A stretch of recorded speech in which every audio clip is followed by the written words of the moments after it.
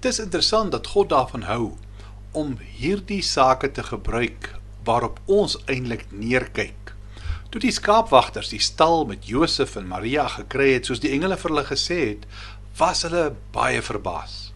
Dis nie wat jy sou verwag wanneer God so 'n boodskap kom aankondig nie. Dis nie wie jy sou verwag, wie God sou gebruik in 'n tyd soos daardie nie. Mense sien dikwels neer op diegene wat uit daardie soort van agtergrond kom.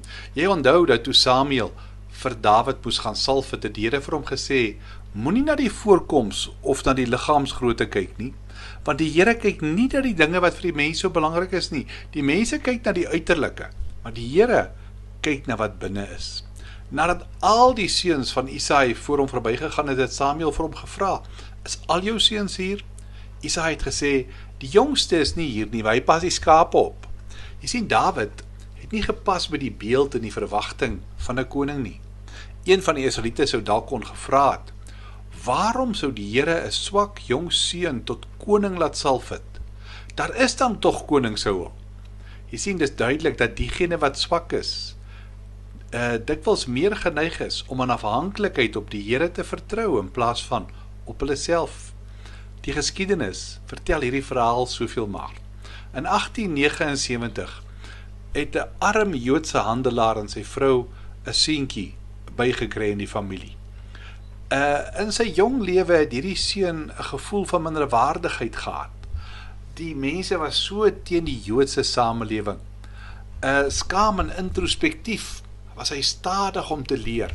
Sy ouers het hom later deur 'n spesialis laat ondersoek om te kyk of hy heeltemal normaal is.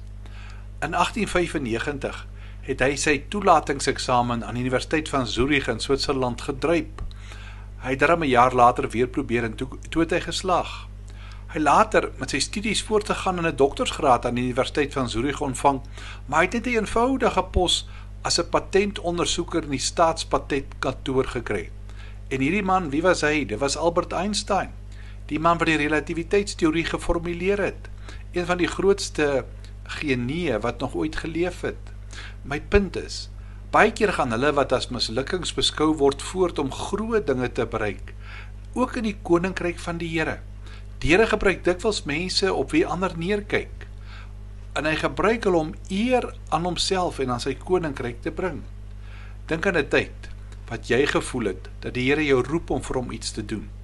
Maar dalk het jy geweier om hom te dien, omdat jy minderwaardig gevoel het. Het iemand anders vir jou gesê, jy is nie bekwaam genoeg om die Here te dien nie. Nou die vraag is, as jy na hierdie Kersverhaal kyk en gereed maak vir Kersfees, gaan jy toelaat dat sy genade in jou lewe werk ten spyte van jou gevoelens oor wie jy is. Jy sien, jy moet jou vrees aan God oorgee. Jy moet verstaan dat die Here jou kan gebruik vir sy plan, net soos hy vir Josef en Maria gebruik het, want sy genade aan mense is daar geen einde nie. Kom ons bid saam.